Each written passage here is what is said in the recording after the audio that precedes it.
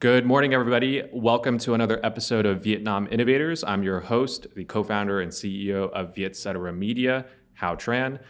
If you haven't already tuned in for our episodes of Vietnam Innovators, you may not know that this is actually at the start of our season 3 after about 100 episodes collectively between the English and Vietnamese editions. So thank you for tuning in for this special episode and all the past ones if you've been on Vietnam Innovators before. Today's guest is a new guest. We've had the company represented on the shows before, but today is a real treat for you guys because it's about a topic that is trending, but not a lot of people know about. And if they do, it's because they're one of the very few companies that's leading this initiative in what we call the Metaverse, Web3. There's a lot of related connected names, and we'll demystify that in today's podcast. Ben Zhou, Vice President of Southeast Asia Emerging Markets at Meta. Ben, welcome to the show. Thanks for having me, Hal.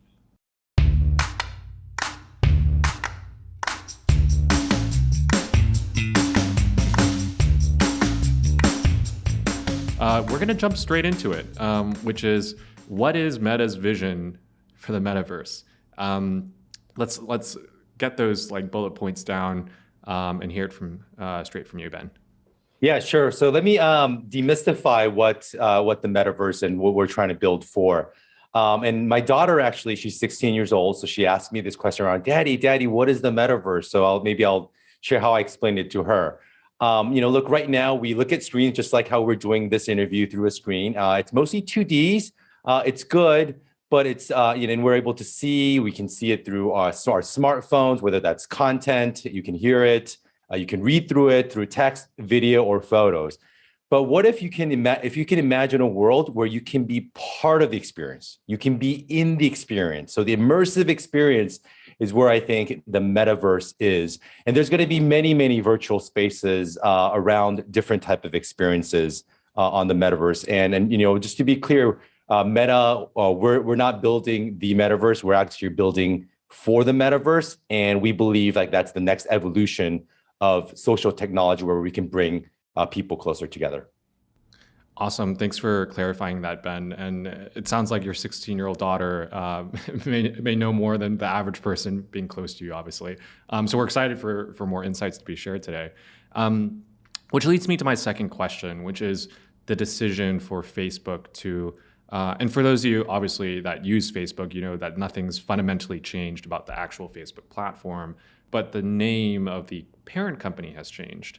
What does that mean for the future of the company and why at this particular moment? Yeah, great question. A couple of things. So I joined Meta about 11 years ago. When I joined, there was only one app that from our product of services, which was Facebook.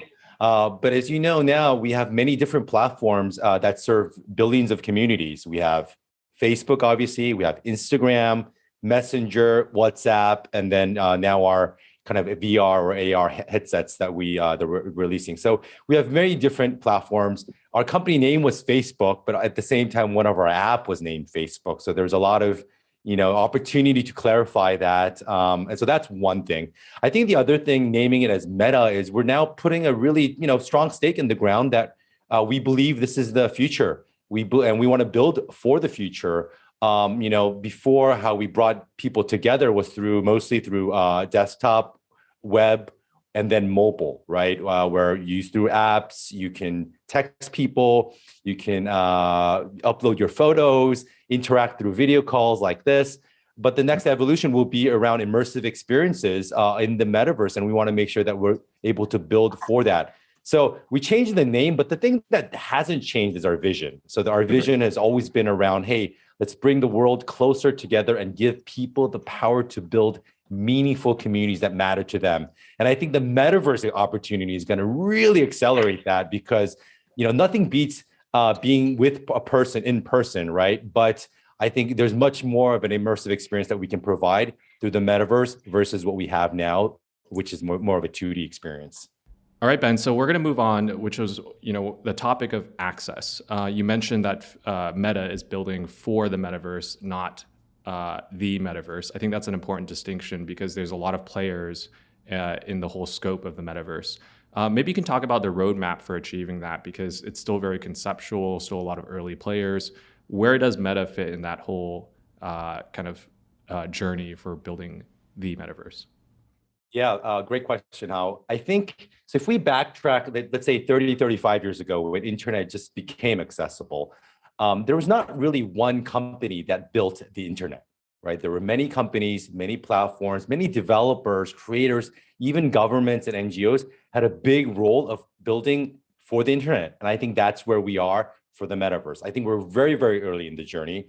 So there's a lot of things that needs to be invested, specifically around accessibility, connectivity, because as you can imagine, connectivity becomes a table stakes for to enable a lot of these experiences. Also affordability, the hardware can get better, where it's easier to use, better form factor, and et cetera. So there's a lot to be built, and we're very early in the journey.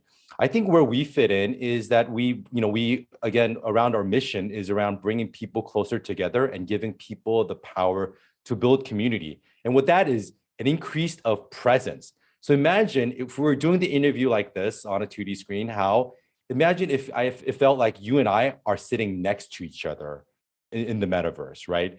That would be an awesome experience, and that's where we're building for. So we've launched a couple of experiences on Horizon Worlds that kind of gives you a glimpse of these type of experiences where people feel like they're together with people, although they're not physically together literally. So I think that's going to be a big piece. Presence is going to be a big piece of what we do because we're all about bringing the world closer together and providing connectivity. When you're saying that, I'm imagining myself sitting in that Eames chair. I think that's the name of that chair in the background there. Anyways, Ben, thank you for your insight there. The big question here too is about the business model. There's a lot of these kind of, I guess, buzzwords being tossed around in the space, and everyone's investing a lot into the space. But is the ROI there? And we can see it in the media, right? And Facebook's Meta rather, is very transparent in sharing they're spending billions of dollars into investing in this kind of initiative. Will it be similar to the current business model, advertising model as Meta? What can we see in terms of that future kind of revenue driver for the metaverse? Yeah, and it goes back to, again, 35 years ago, if we asked, hey, what is the monetization business model for the internet? I think we would have wildly different answers from what we see now. So what I guess, maybe I'll propose or throw out there is it's just very early stages, but I don't think it takes too much thought into thinking through like how this can evolve. So a couple of things that come to mind. One is around virtual experiences. I can see what a big role a creator would play if you have a great idea, if you can build virtual experiences on the metaverse. That would be an awesome business model that can scale, that can provide immersive experiences for people, whether that's paid or through ads supported or what have you. The second piece is around digital commerce. Look, in the metaverse, you will want a digital presence of yourself, and you can imagine a world where there's going to be a lot of digital merchandise. And going back to your point around interoperability, we're going to have to find a way as an industry to be able to transfer that item that you bought in a certain platform, where if I bought these glasses at one platform, I can use these glasses in other platforms. So that's going to be it's going to be an opportunity that we can work together on. But I can see digital commerce becoming a big piece. There's going to be additional things beyond this. Right? I mean, obviously, there's the virtual experiences, there's the gaming. We're already seeing a lot of great traction on. Fitness has been something that we're quite surprised to see take off so dramatically. Obviously, it's due to the pandemic, people want to work out, and people are using VR devices and apps on our Quest to actually do fitness. So fitness could be another thing. If we were to kind of even scale that even further, think about healthcare opportunities, right? So right now we are limited to some extent around going visit doctors. I know telemedicine has started to take off, but imagine if a doctor can diagnose you almost instantly in real time in an immersive environment. Education could be another thing. Financial inclusivity or access to that could be another. So I think this is going to open up one of the largest economic opportunities of our times, and I'm really excited about it. I think the last time somebody, or rather a product, was able to say the same thing was the smartphone. So, as you know, Mark Zuckerberg himself has said that this opportunity is the next smartphone, and you guys are getting it, vastly ahead of the game in terms of the general industry, the tech industry, that is. What is the pathway to mass adoption? Everyone has a smartphone these days. It's almost like necessary. Everyone's mobile first. Is Metaverse first going to be a thing? Is the pathway there? And how do you intend to grow VR out of the niche that it's in now? Yeah, and VR is already taken off pretty significantly. We are seeing a lot of good momentum with the adoption of devices. If you recall, the first time that I used a VR device, which is one of our Rift devices, 3 or 4 years ago, they were all wired. They were wired. They had to be wired to a desktop because of the connectivity and the technology kind of barriers that needs to be placed. Right now, we've come a long way where they're light. You can it's mobile. It doesn't have to be wired through a desktop to experience a pretty immersive experience. So fast track, fast forward 2-3 years from now, we will have, I believe, we'll see a lot of advancements on the form factor and hardware. So that's kind of in the works.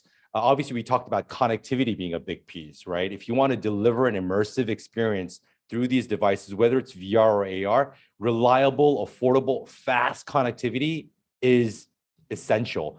In some parts, of the world, we have that. Some parts, we're still working on it. And we're also partnering very closely with telcos to enable some of these experiences across Southeast Asia and Vietnam. But that's one of the areas where we think there's going to need to be some level of progress on. The other piece is look at the creator economy.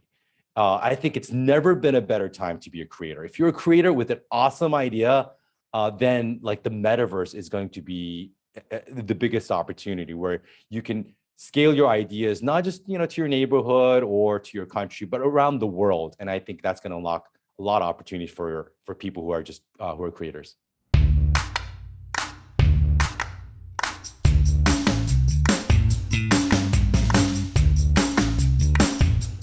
The vision could be the next smartphone, but even for creators, it could be like 1,000th creator on Instagram or all these other platforms that exist. Could it be the next one? I think people should get ahead of the game. And let's take a step back to, all this sounds really great. All of it's pretty possible. But let's talk about the scrutiny that Meta has had in recent years, particularly about data privacy, content management. How does the company intend to deal with the issues in the metaverse? It's unregulated. I think that's, the regulators haven't really caught up with the innovation that's happening in the space, and that's to be expected. Will they be more challenging? Do you see that evolving in future years? Yeah, I mean, it's something new for all of us. So we're all trying to figure this out, and we're learning from as we go to a lot of extent. But here's the good news. I think we're still quite early in the journey, and there's a lot of learnings that we can take from as seeing kind of internet evolve. So the reason why we're kind of putting our stake in the ground around building for the metaverse early is we want to build it with other people, right? It could be creators, but also developers, governments, regulators, and it's an opportunity for us to get early, take some of the learnings that we've had building out the mobile internet and internet with from the past, and be able to do that in a very responsible way. So there's two things that we're really focused on as we do this. One is around giving transparency of what gets shared and what doesn't for the users. And I think this is extremely important because user data and privacy is a top priority for us. And then second is giving people the control of what data gets shared, what data doesn't. So we talked about interoperability, right? So for example, if I bought these glasses at one virtual experience, I would want to bring it to the other experience. And to do that, there's going to need to be some level of interoperability and data transfers. But what we want to make sure that working with the other companies, but also with regulators, is build a platform where that is very open and that's very transparent, and we give the user control of what gets shared and what doesn't get shared within the metaverse. Got it, Ben. And I want to hone in on the region that we are in. You're based in Singapore. I'm based here in Vietnam. Your oversight is obviously Meta for Southeast Asia. What specific opportunities do you see this part of the world having in terms of the metaverse? So many young consumers. The population's massive. I think it was something like 1/3 of the population is within like a 6-hour flight of where you and I are. What are your insights there, Southeast Asia and Vietnam in particular? Yeah, so let's start with Southeast Asia, and then I'll hone in on the Vietnam opportunity. But I think this is going to be an incredible opportunity for this region. And the reason why I say this is, look, there are gaps that I think the metaverse can fill. For example, inclusive, like in some countries, there are bank accounts is not as prevalent as some of the more developed or the Western countries, and the metaverse can provide these financial inclusivity through different tools or different ways of payments. The other thing is healthcare access and education access. One of the things that we've observed is, like, for example, if you're a single mom living in Indonesia and you're trying to send your kids to a great school, it's really difficult because you're limited by the choices of your vicinity. And now I think with VC, like Zooming, it kind of opens it up. But it's never, that experience is not as, not where we want it to be yet. I mean, we want a very immersive experience where you can, talk with your friends. Maybe you can chit chat around while the teacher's, giving classes, which is kind of the experience that I'm sure you and I've had and had teachers, call us out on. But it's that type of experience that I think it will enable. Again, we talked about healthcare too, right? A lot of times you are limited by the vicinity of where you live and what you can afford. And being able to travel is expensive for a lot of folks. So I'm really excited about that. I think specifically for Vietnam, wow, look, Vietnam is one of the most entrepreneurial countries in the world. The amount of human capital, the amount of entrepreneurship, the amount of adoption of blockchain, Web3 is off the charts. I mean, I know that it's the third largest startup ecosystem in Southeast Asia, and it's only going to grow. The entrepreneur spirit of the folks that I get to meet on my team, but also with our clients and partners, I think will just turbocharge this. And in a lot of ways, it's not just the companies or the developers or the entrepreneurs. I also know that the government's leaning in very hard, right? More than 20% of the GDP, the government wants it to be on the digital economy. And I think Metaverse will be a great segue in building up for that. So I'm really excited about Vietnam and Southeast Asia in general of what the Metaverse can provide. Excellent. Thank you for that insight, Ben. I kind of alluded to before that Meta is making investments in the billions into the metaverse, which is unprecedented and definitely a first mover in the category. And in order to get ahead, this needs to be done. What else needs to happen? We touched about data privacy. We talked about working with not only governments but also other partner ecosystems. Maybe what are some other things that you can note aside from like platforms or groups or communities, but perhaps hardware, perhaps we talked about adoption. What are some of these other things that you want to note for our audience today? Sure. So hardware, look, again, I know that for some folks, the current products could be better, right? They could be lighter, they could be more affordable. So there's going to be some technology advances that we anticipate there. People want to be able to naturally interact in the metaverse. Right now, some of it is limited to some of the controls or finger movements, and I think we'll make a lot of advancements there, and we're investing heavily to continue to lead that in a lot of fronts. I think the other elements are around creators, right? So look, this would be a relatively newer concept right now. A lot of creators are monetizing through different platforms, and that's great. But this would be a new venue. So how do we build tools to enable that? How do we educate creators? So we launched a fund to directly help creators build for the metaverse, and we think that will help gain a lot of learnings there. I think the other piece is around how do we help businesses, right? So the businesses, I was actually in Seoul a couple of months ago, and I was visiting a bookstore, and I looked at the top 10 books in Seoul in a bookstore, and most of it was around the metaverse. It was metaverse, NFTs, metaverse. And look, this is not something that is future, like it is the present, and we're seeing a lot of countries actually already starting to adopt that. But the question is, okay, so then what does that mean for me? what does it mean? What do I need to do now as a business to prepare myself to do this? And there's a lot of things that are already out there. You don't have to, necessarily get the headset. There, there's companies in Vietnam, for example, like Samsung, I know had experimented with the AR effects with the soccer team, which is great. Like if you have your thumbs up, then it would put up an AR filter where you're rooting for the Vietnam national soccer team. And there's businesses that are experimenting with Spark AR and different AR filters to help get their message out and give that virtual or AR experiences to their customers or potential customers. For me as an individual here in Vietnam too, I see the excitement around it. You mentioned Korea. The books are the top sellers about the metaverse. Here in Vietnam, everyone's talking about it. Even on the media side in Vietnam, we're writing articles about the metaverse. Even this podcast that once upon released, I'm sure will be very popular and well received. We're seeing the numbers continue to grow with every piece of content we put out there. And I think here in Vietnam, it will be following the same trajectory, if not surpass some other Asian countries. We'll see, to be seen. We talked a lot about the possibilities of the metaverse, especially from an entertainment point of view and other functional use cases like fitness you mentioned. But what about work? What about you mentioned us being on the Zoom call, being able to connect this way. How will it change the future of work? And has it already for Meta? I'm actually curious how you guys hold meetings. I'd love to hear your insight on that.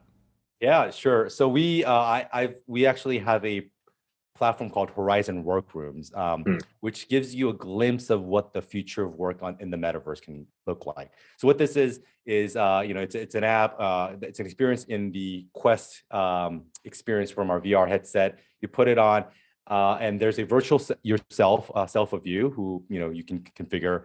And if you do these meetings through these Horizon Workrooms, it really feels like you are in there with other folks. So I do team meetings on this every now and then, just to experience and dog food our own product. But there's a couple of things that are just magical that you can't get from a 2D experience. So let me give you an example around, when we do a meeting in person, there's spatial audios, right? So if someone is speaking from the left or they're speaking from the right, but when we do like Zoom or VC calls, it's very difficult to have a sense of that. So the fatigue starts building in. You can't have side chit chats, right? Because if someone side chit chats now, they will ruin the interview, basically, right? But in a meeting room, imagine yourself in a meeting room with 10 people. You can kind of do the side chit chats, and that's totally fine. And you can actually experience this. So if you have the opportunity, I'd love for you to try it because it will give you a glimpse of what the future of work would be. So that's from an experience standpoint. But if you take that, if you take a step back and think about the opportunity that this will enable, again, it will give opportunities for people who doesn't necessarily live in a vicinity where there are opportunities. That is the requirement of having to be there in person, right? So if you can have these meetings in an immersive way, regardless of where you are, that opens up opportunities for human capital, accessibility for a lot of folks, for jobs. And I think that's going to be an awesome thing. The other thing is just around building a plain level field for a lot of folks who did not have these access before. So really excited about this. We're already starting to do this within the company, and I can't wait to share it more with folks that I know.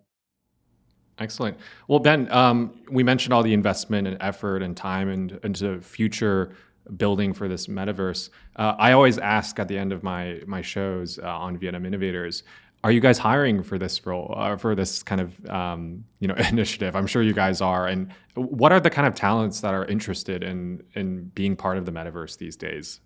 Maybe you can share a bit about that. Yeah, sure. So we recently announced that we're building engineering offices across the world. We obviously have a large engineering office in the US. We recently launched that we're going to also hire 2,500 people in Spain. Another 1,000, a couple thousand in Canada. So we're expanding and we are hiring because we are very excited about this opportunity. It's going to be the largest economic opportunity, I think, of my lifetime. So it's going to be exciting. I don't know, because this is new. I don't think there's specific skill sets or we want you to have experience having built the metaverse There is nobody on the planet who has.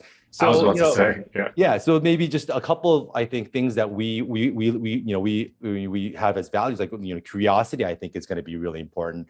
And is this something that you believe in? I mean, do you want to build for the future? And building for the future is hard, right? Like there's a lot of ambiguity, a lot of challenges, just a lot of anxiety because nobody's really figured this out. So you're pioneering this. So I don't think it's for everybody. But if you're like me and you like to be not just part of the future, but like to create the future, it's a great opportunity. And we are hiring across the board for all roles. So amazing. I mentioned it's good that you brought up, no one's had more than a year of experience in this. And if they've had, it's pretty exceptional, at least generally speaking. There are all these memes on Facebook and online about how young people are having trouble applying for jobs because they haven't had experience in functional areas. And luckily for this, no one does. So it's really about the mindset, understanding the potential of the future, being a part of it. And yes, if you've had experience in, let's say, engineering, business development, marketing, whatever, across parallel industries, and that could just be something as simple as smartphones or a media company per se, I think the opportunities are there. Excellent. I think that wraps up today's podcast, Ben. Thank you for sharing about the Metaverse and kind of what you're doing on the Southeast Asia team. I kind of to conclude today's kind of podcast, Ben, is there any final notes that you'd like to share about what you guys are working on at Meta and the Metaverse? No, I think we covered it all. So thank you. Thanks for having me, Hal. Excellent. All right, guys. Well, that concludes today's podcast, another episode of Vietnam Innovators. Ben Zhou, VP of Southeast Asia and Emerging Markets at Meta. We hope you enjoyed today's podcast. If you have questions about Meta, about the Metaverse, you can drop them in the comments if you're watching on YouTube, or message to our email or me as a host. Happy to follow up. Thanks so much, Ben and Meta. We'll look forward to having you guys tune in next time. With a comprehensive healthcare ecosystem, GeoHealth integrates technology to optimize the examination experience for their customers. The Geo Smart Clinic provides a multi-specialty clinic experience with a team of elite doctors and cutting-edge technology. And with their recent Series B investment of up to $20 million, GeoHealth is coming closer to expanding their smart clinic system nationwide.